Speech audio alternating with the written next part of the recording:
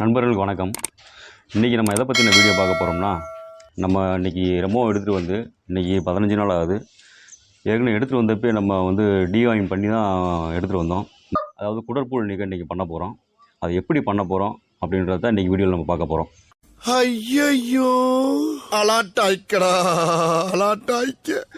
நாய்களுக்கு வந்து இந்த டிவார்மிங், அதாவது குடற்புழு நீக்கம் அப்படின்றது எந்தளவுக்கு முக்கியம் அப்படின்னா, அது சின்ன பிறந்ததுலேருந்தே அதுக்கு வந்து நம்ம குடற்புழு நீக்கம் பண்ணணும். அது ஏன் அப்படின்னா, அது சின்ன வயசுலேருந்தே அது குடிக்கிற தாயிட்டு குடிக்கிற பால், கல் மண் சாப்பிட்றது, இதெல்லாம் வந்து அது உள்ள இந்த புழுக்களில் வந்து ஒரு 3-4 வகையான புழுக்கள் இருக்குது. அது வந்து தட்டை புழு, அமைப்புழு, 3-4 வகையான புழுக்கள் சொல்லுவாங்க. அது வந்து அதோட வயிற்றில் ஃபார்ம் ஆகிடுச்சு அப்படின்னா க்ரோத்து, அதாவது நாய்க்குட்டிகளோட வளர்ச்சியை ரொம்ப பாதிக்கும். அதுவும் இல்லாமல் அதுக்கு ஸ்கின்னு, நிறைய பலவிதமான நோய்கள் வர்றதுக்கு அதிகப்படியான வாய்ப்பு இருக்குது. அதனால் ஒரு நாய்க்குட்டிக்கு டிவார்மிங் எந்தளவுக்கு முக்கியம் அப்படின்றது தான் நம்ம இந்த வீடியோவில் பார்க்க போகிறோம். ஒரு குட்டிக்கு எப்படி டிவார்மிங் பண்ணணும் அப்படின்னா, அது வந்து நம்ம எவ்வளோ இடம் இருக்குது, குட்டியை வந்து எவ்வளோ வெயிட் இருக்குது அப்படின்றத தான் பார்த்துட்டு தான் நம்ம டிவார்மிங் பண்ண போகிறோம். இப்போ வந்து 3 மாதம் வரைக்கும் இதுக்கு வந்து நாய்க்குட்டிகளுக்கு சிறப்பு விற்கிது. குடற்புழு நீக்கம் அப்படின்னு சொல்லி மெடிக்கலில் கேட்டாலே வந்து அதுக்கு சிறப்பு கொடுப்பாங்க. 3 மாதத்துக்கு அப்புறம் அது எடைக்கு தகுந்த மாதிரி நம்ம வந்து அதுக்கு டேப்லெட்ஸ் விற்கிது. அதை வந்து நம்ம கொடுத்து குடற்புழு நீக்கம் பண்ணிக்கலாம். இப்போ எத்தனை நாளைக்கு ஒரு தடவை டிவார்மிங் பண்ணணும் அப்படின்றத பார்ப்போம். குட்டியில் வந்து நீங்கள் 3 மாதத்து வரைக்கும் 15 நாளைக்கு ஒரு தடவை கம்பல்சரி நீங்கள் அதுக்கு டிவார்மிங் பண்ணியே ஆகணும். 3 மாதம் வரைக்கும் அதுக்கு நீங்கள் சிறப்பு கொடுத்தாலே போதும். அது எவ்வளோ இடம் இருக்குது அப்படின்னு பார்த்து ஒரு கிலோவுக்கு 1 ml அப்படின்ற மாதிரி நம்ம அதுக்கு சிறப்பு கொடுக்கணும். பெரிய நாய்களுக்கு நிறைய டேப்லெட்ஸ்லாம் விற்கிது, நீங்கள் அதை வாங்கி கொடுத்துக்கலாம். இப்போ வந்து இவனை எடை போட்டு பார்ப்போம், எவ்வளோ வெயிட் இருக்கான் அப்படின்றத பார்த்துட்டு நம்ம மருந்து கொடுப்போம். இப்போ வந்து இந்த வெயிட் மிஷினில் தான் இவனை வந்து நம்ம எவ்வளோ இடம் இருக்கான்றதை பார்க்க போகிறோம். இதை வந்து நம்ம கட்டவைக்கில் போட்டு எவ்வளோ வெயிட் இருக்குன்றதை பார்ப்போம். போடா,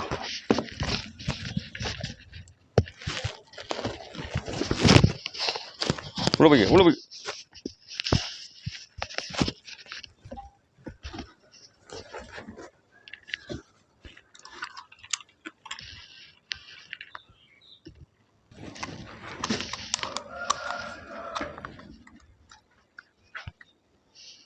பக்கத்தில் இருந்து காட்டு. கிளியர் தெரியுதா?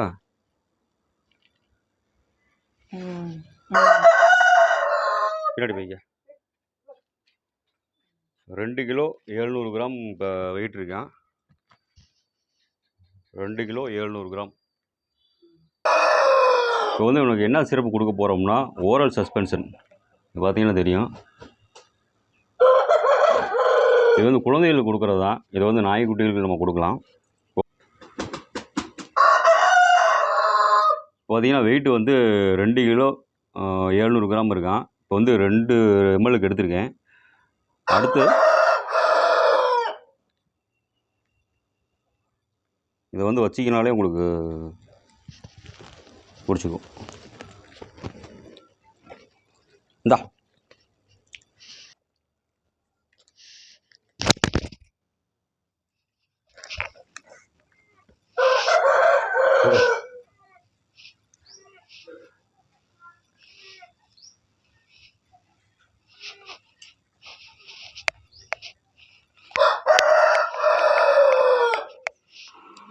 சின்ன குட்டியில் வந்து இப்படி தான் அடம் கொடுப்பாங்க. நம்ம கொஞ்சம் கட்டாயப்படுத்தி அதை கொடுக்கணும்.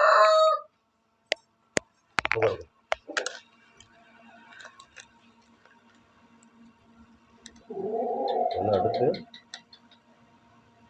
700 கிராமுக்கு 5 புள்ளி, அந்த 2 கோடு அளவுக்கு எடுத்துக்கணும்.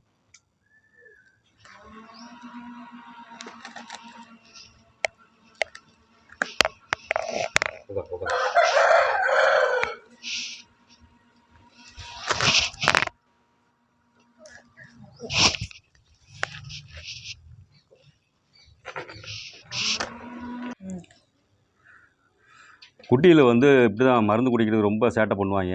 அதை நம்ம கட்டாயப்படுத்தி எப்படியாவது அதுக்கு மருந்து கொடுத்துடணும். கொடுத்தோம்னா தான் அதோடய வளர்ச்சிக்கு எந்த பிரச்சனையும் இல்லாமல் இருக்கும், அதுக்கு எந்த வியாதியும் வராமல் இருக்கும். அடுத்து 45 நாள் இதுக்கு வந்து டிவார்மிங் இது தடுப்பூசி போடணும். அதை வந்து எப்படி தடுப்பூசி போடுறோம் அப்படின்றத அது ஒரு வீடியோ பண்ணி போடலாம். நம்ம கண்டிப்பாக வந்து 15வது நாள் இதுக்கு வந்து நம்ம டிவார்மிங் பண்ணி ஆயிடணும். இந்த குடற்புழு நீக்கம் வந்து நீங்கள் காலையில் குட்டிகளுக்கு வந்து காலையில் வெறும் வயிற்றில் பண்ணணும். இப்போ வந்து குட்டின்றனால காலைல 5 மணிக்கெலாம் பாலை குடிச்சிட்டேன். இப்போ வந்து நம்ம 8 மணி ஆகுது. இப்போ வந்து நம்ம மருந்து கொடுத்துட்டோம். அடுத்து ஒரு 2 மணி நேரம் 3 மணி நேரம் கழிச்சு நம்ம இதுக்கு பால் ஊற்றினாலே போதும். அப்போ தான் அது அடுத்து மோஷனில் வந்து நம்ம வயிற்றில் ஏதாவது புழு இருந்தால் கூட அது மோஷன் வழியாக போயிடும். ஓகே, இவ்வளோ நேரம் நம்ம எப்படி குட்டியோட எடை பார்த்து அதுக்கு மருந்து எப்படி கொடுக்கணும் அப்படின்றத பார்த்தோம். இப்போ அடுத்து ஒரு நாய்க்குட்டி அது பிறந்ததுலேருந்து அது பெரிய நாய் ஆகிற வரைக்கும் அதுக்கு எந்தெந்த அளவில் எத்தனை நாள் கேப் விட்டு அதுக்கு மருந்து கொடுக்கணும் அப்படின்றத இப்போ பார்ப்போம். நீங்கள் ஒரு நாய்க்குட்டி எடுத்து வரும்போது ஒரு 30 நாள் அல்லது ஒரு 40 நாளில் தான் நீங்கள் குட்டி எடுத்துக்கிட்டு வருவீங்க. நீங்கள் முன்னாடியே அவங்க டிவார்மிங் பண்ணியிருந்தாங்க அப்படின்னா பிரச்சனை இல்லை. அப்படி பண்ணலை அப்படின்னா நீங்கள் குட்டி எடுத்துகிட்டு வந்த உடனே அதுக்கு வந்து டிவார்மிங் பண்ணிடணும். எப்பப்போ எவ்வளோ நாள் கழித்து பண்ணணும் அப்படின்னா, குட்டி பிறந்ததுலேருந்து அது 3 மாதம் வரைக்கும் நீங்கள் வந்து 15 நாளைக்கு ஒரு தடவை அதுக்கு வந்து டிவார்மிங் அது எவ்வளோ இடம் இருக்குது அப்படின்றத பார்த்து நீங்கள் 15 நாளைக்கு ஒரு தடவை கொடுக்கணும். முதல் 3 மாதத்துக்கு.